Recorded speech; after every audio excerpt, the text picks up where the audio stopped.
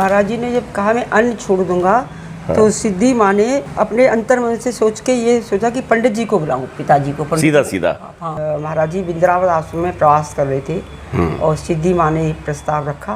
पिताजी ने महाराज जी से कहा कि महाराज जी अन्न में ही भगवान होता, अन्न छोड़ने से शरीर क्षीण हो जाएगा। तो पंडित अब नहीं छोड़ेंगे, अब तो हम सिखाएंगे। महाराज जी तो माई नाम से बोलते थे, हरि की माई जी, हरि की माई। हाँ, हरि की माई। उस तरह से रसोई में होगा कि उस आटे से ही महाराज जी का भोग बनेगा। लेकिन महाराज जी वो हाथ की चक्की का आटा, ये गेहूं का और चने का आटा अलग से बनता था। ये वही चक्की है जो आप देख रहे हो, हाथ से चलाई जाती है। तो वो वही चक्की है जिसका पिसा महाराज जी भोग ग्रहण करते थे।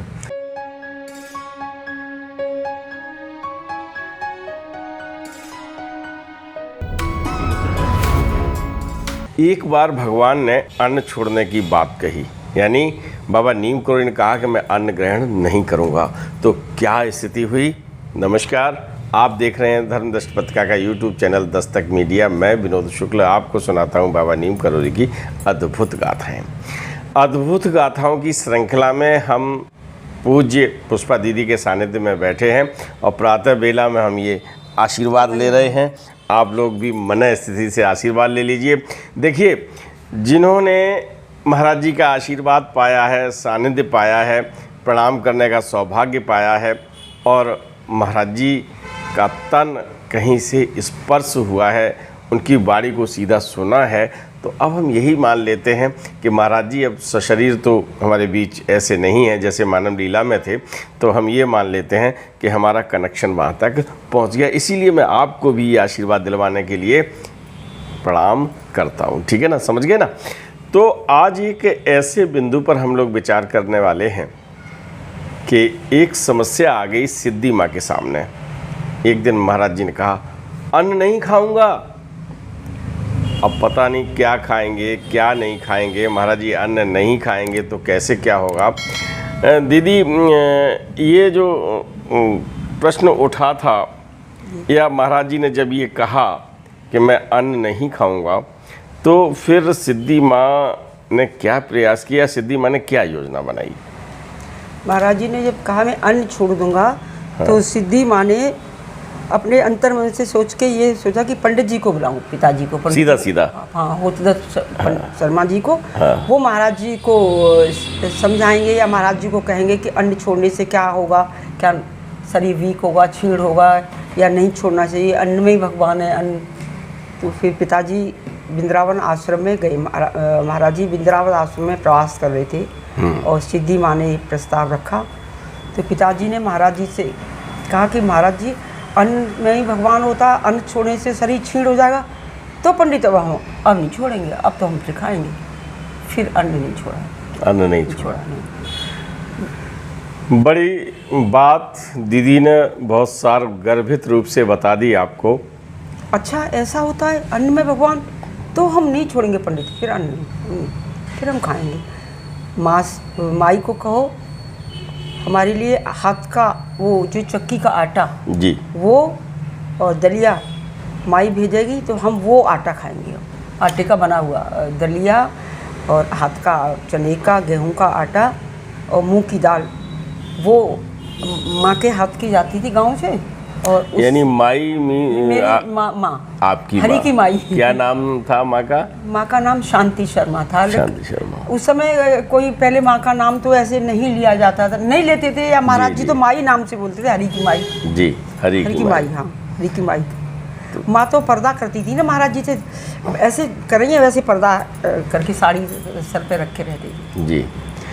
महाराज जी से भी, और जो भी बड़े बुजुर्ग जो हमारे यहाँ वो विश्वबंधु जी थे, उन बाबा से भी पर्दा। अच्छा। हाँ, तो ये शर्त लगा दी उन्होंने कि माई अगर आटा बना के भेजेंगी तो माई के हाथ से पीसती थी? हाथ की चक्की, घर में चक्की थी आटा बनाने वाली, दाल बनाने वाली, और बेसन भी बनाती के भेजती थी, दलिया अच्छा। भी बना के भेजती थी, मूंग की दाल भी बना के भेजती थी महाराज जी के लिए। महाराज जी के लिए। जब भी कोई वृंदावन जा रहा होता था या कैंची, इतना डिटेल में तो मुझे नहीं पता, वो आटा तैयार रहता था दलिया, और जो किस तरह से वहाँ आश्रम भिजवाया था, पिताजी जाते थे या किसी और भक्त के द्वारा, वो आश्रम पहुंच जाता था। जहाँ महाराज जी वृंदावन में या कैंची में जहाँ भी प्रवास करते थे, फिर महाराज जी का भोग खाना उसी से बनता था। और ये व्यवस्था मुझे लगता है कि सिद्धि माँ ध्यान रखती होंगी कि ये महाराज जी के लिए अलग से आटा है या क्या व्यवस्था। वो साथ रहते थे ना महाराज जी के, सिद्धि माँ, जीवंती माँ, तो वो उस तरह से रसोई में होगा कि उस आटे से ही महाराज जी का भोग बनेगा। अब ये नहीं पता महाराज जी का भी बनता था, साथ में हनुमान जी का भी बनता था, ये तो बाबा ही जान सकते हैं। लेकिन महाराज जी वो हाथ की चक्की का आटा, ये गेहूं का और चने का आटा अलग से बनता था। ये वही चक्की है जो आप देख रहे हो, हाथ से चलाई जाती है। क्योंकि अहलादपुर हम लोग गए थे जहाँ माई रहती थी, और जिस चक्की से वो आटा बनाती थी, दलिया बनाती थी, ये वही है आज भी। संभवतः संरक्षित कर दी जाएगी ये चक्की। मैंने निवेदन तो किया था कि इतनी महत्वपूर्ण चक्की क्या कहते हैं ना कि किस चक्की का पिसा खाते हो, है ना, ऐसे कहते हैं ना। तो वो वही चक्की है जिसका पिसा महाराज जी भोग ग्रहण करते थे। तो जब कभी कोई बड़ी समस्याएं आईं तो पंडित होत्रदत्त शर्मा जी को बुलाया गया, और ऐसा कभी हुआ नहीं कि शर्मा जी ने कहा और महाराज जी ने उसे स्वीकार किया नहीं। क्योंकि एक ऐसा परिवार है जिन पर महाराज जी की ऐसी कृपा रही है कि जो पीढ़ी दर पीढ़ी आप देख रहे हैं ना, क्योंकि अगली पीढ़ी से हम आपको लगातार मिलवा रहे हैं। और महाराज जी की जो अन्न छोड़ने की बात थी, पंडित होत्रदत्त शर्मा ने समझाएंगे क्या, केवल एक सौभाग्य देना था। इसमें से कई बातें हो सकती हैं। एक तो ये कि इनकी माँ का सौभाग्य था कि उनकी सेवा लेनी है। हाँ। आप वृंदावन में हैं, है ना, आप अलीगढ़ जनपद में रह रही हैं, तो बहुत समय महाराज जी के दर्शन को घर छोड़ के नहीं जाती थी। जो महाराज जी की को प्रेरणा हुई हो, जैसे भी उन्होंने उस तरह से उनका हाथ का बना आटा, दलिया और मूंग की दाल ये ग्रहण करते हैं।